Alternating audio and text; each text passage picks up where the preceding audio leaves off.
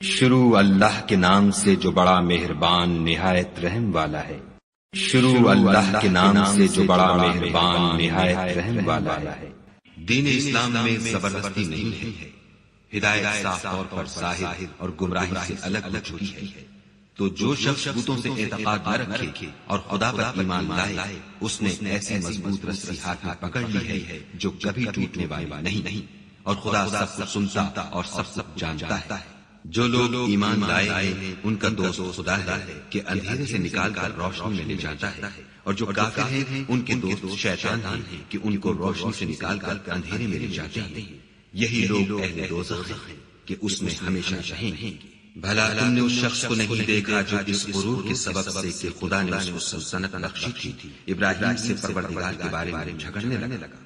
جب ابراہیم نے کہا میرا پروردگار تو وہ ہے جو جلاتا ہے اور مارتا ہے، وہ بولا کہ جلا اور مار تو میں بھی سکتا ہوں۔ ابراہیم نے کہا کہ خدا تو سورج کو مشرق سے نکالتا ہے، آپ اسے مغرب سے نکال دیجیے۔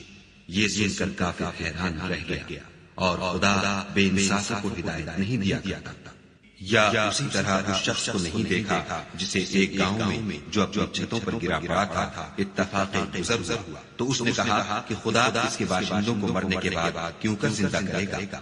تو خدا نے اس کی روح قبض کر دی اور 100 برس تک اس کو مردہ رکھا۔ پھر اس کو جلا اٹھایا اور پوچھا تم کتنا عرصہ مرے رہے ہو؟ اس نے جواب دیا کہ 1 دن یا اس سے بھی کم۔ خدا نے فرمایا نہیں بلکہ 100 برس مرے رہے ہو، اور اپنے کھانے پینے کی چیزوں کو دیکھو کہ اتنی مدت میں مطلق سڑی پوسی نہیں، اور اپنے گدھے کو بھی دیکھو جو مرا پڑا ہے۔ غرض ان باتوں سے یہ ہے کہ ہم تم کو لوگوں کے لیے اپنی قدرت کی نشانی بنائیں، اور ہاں گدھے کی ہڈیوں کو دیکھو کہ ہم ان کو کیوں کر جوڑے دیتے اور ان پر کس طرح گوشت چڑھائے دیتے۔ جب یہ واقعات اس کے مشاہدے میں آئے تو بول اٹھا کہ میں یقین کرتا ہوں کہ خدا ہر چیز پر قادر ہے۔ اور جب ابراہیم نے خدا سے کہا کہ اے پروردگار مجھے دکھا کہ تم مردوں کو کیوں کر زندہ کرے گا، خدا نے فرمایا کیا تم نے اس بات کو باور نہیں کیا؟ انہوں نے کہا کیوں نہیں، لیکن میں دیکھنا اس لیے چاہتا ہوں کہ میرا دل اطمینان کامل حاصل کر۔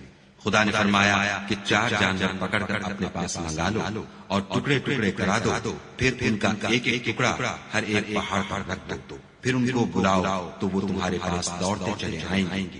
اور جان رکھو کہ خدا غالب اور صاحب حکمت ہے۔ جو لوگ اپنا مال خدا کی راہ میں خرچ کرتے ہیں ان کے مال کی مثال اس دانے کی سی ہے جس سے 7 بالیں اگیں اور ہر ایک بال میں 100 دانے ہوں، اور خدا جس کے مال کو چاہتا ہے زیادہ کرتا ہے، وہ بڑی کشائش والا اور سب کچھ جاننے والا ہے۔ جو لوگ اپنا مال خدا کے راستے میں صرف کرتے ہیں پھر اس کے بعد نہ اس خرچ کا کسی پر احسان رکھتے ہیں اور نہ کسی کو تکلیف دیتے ہیں، ان کا صلہ ان کے پروردگار کے پاس تیار ہے، اور قیامت کے روز نہ ان کو کچھ خوف ہوگا اور نہ وہ غمگین ہوں گے۔ جس خیرات دینے کے بعد لینے والے کو ایزا دی جائے اس سے تو نرم بات کہہ دینی اور اس کی بے ادبی سے درگزر کرنا بہتر ہے، اور خدا بے پرواہ اور بردبار ہے۔ مومنوں اپنے صدقات و خیرات احسان رکھنے اور ایزا دینے سے اس شخص کی طرح برباد نہ کر دینا جو لوگوں کو دکھانے کے لیے مال خرچ کرتا ہے اور خدا اور روز آخرت پر ایمان نہیں رکھتا، تو اس کے مال کی مثال اس چٹان کی سی ہے جس پر تھوڑی سی مٹی پڑی ہو اور اس پر زور کا مہ برس کر اسے صاف کر ڈالے۔ اسی طرح یہ ریاکار لوگ اپنے اعمال کا کچھ بھی صلہ حاصل نہیں کر سکیں گے، اور خدا ایسے ناشکروں کو ہدایت نہیں دیا کرتا۔ اور جو لوگ خدا کی خوشنودی حاصل کرنے کے لیے اور خلوص نیت سے اپنا مال خرچ کرتے ہیں ان کی مثال ایک باغ کی سی ہے جو اونچی جگہ پر واقع ہو، جب اس پر مہ پڑے تو دگنا پھل لائے، اور اگر مہ نہ بھی پڑے تو خیر خوار ہی صحیح، اور خدا تمہارے کاموں کو دیکھ رہا ہے۔ بھلا تم میں کوئی یہ چاہتا ہے کہ اس کا کھجوروں اور انگوروں کا باغ ہو جس میں نہریں بہ رہی ہوں اور اس میں اس کے لیے ہر قسم کے میوے موجود ہوں اور اسے بڑھاپا آ پکڑے اور اس کے ننھے ننھے بچے بھی ہوں، تو ناگہاں اس باغ پر آگ کا بھرا ہوا بگولا چلے اور وہ جل کر راکھ کا ڈھیر ہو جائے۔ اس طرح خدا تم سے اپنی آیتیں کھول کھول کر بیان فرماتا ہے تاکہ تم سوچو اور سمجھو۔ مومنوں جو پاکیزہ اور عمدہ مال تم کماتے ہو اور جو چیزیں ہم تمہارے لیے زمین سے نکالتے ہیں ان میں سے راہ خدا میں خرچ کرو، اور بری اور ناپاک چیزیں دینے کا قصد نہ کرنا کہ اگر وہ چیزیں تمہیں دی جائیں تو بجز اس کے کہ لیتے وقت آنکھیں بند کر کرو، ان کو کبھی نہ لو، اور جان رکھو کہ خدا بے پرواہ اور قابل ستائش۔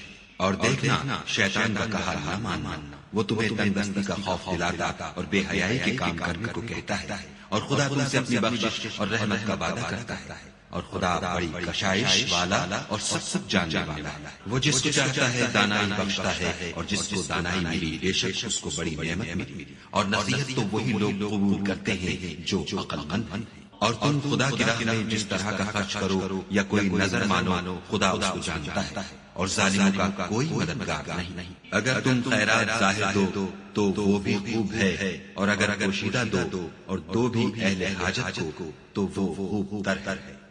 اور اس طرح کا دینا تمہارے گناہوں کو بھی دور کر دے گا، اور خدا کو تمہارے سب کاموں کی خبر ہے۔ اے محمد صلی اللہ علیہ وآلہ وسلم، تم ان لوگوں کی ہدایت کے ذمہ دار نہیں ہو، بلکہ خدا ہی جس کو چاہتا ہے ہدایت بخشتا ہے۔ اور مومنو، تم جو مال خرچ کرو گے تو اس کا فائدہ تمہیں کو ہے، اور تم جو خرچ کرو گے خدا کی خوشنودی کے لیے کرو گے، اور جو مال خرچ کرو گے وہ تمہیں پورا دے دیا جائے گا، اور تمہارا کچھ نقصان نہیں کیا جائے گا۔ اور ہاں، تم جو خرچ کرو گے تو ان حاجت مندوں کے لیے جو خدا کی راہ میں رکے بیٹھے ہیں اور ملک میں کسی طرف جانے کی طاقت نہیں رکھتے، اور مانگنے سے آٹ رکھتے ہیں، یہاں تک کہ نہ مانگنے کی وجہ سے ناواقف شخص ان کو غنی خیال کرتا ہے۔ اور تم قیادت سے ان کو صاف پہچان لو کہ حاجت مند ہیں، اور شرم کے سبب لوگوں سے منہ پھوڑ کر اور لپٹ کر نہیں مانگ سکتے۔ اور تم جو مال خرچ کرو گے کچھ شک نہیں کہ خدا اس کو جانتا ہے۔ جو لوگ اپنا مال رات اور دن اور پوشیدہ اور ظاہر راہ خدا میں خرچ کرتے رہتے ہیں، ان کا صلہ پروردگار کے پاس ہے، اور ان کو قیامت کے دن نہ کسی طرح کا خوف ہوگا اور نہ غم۔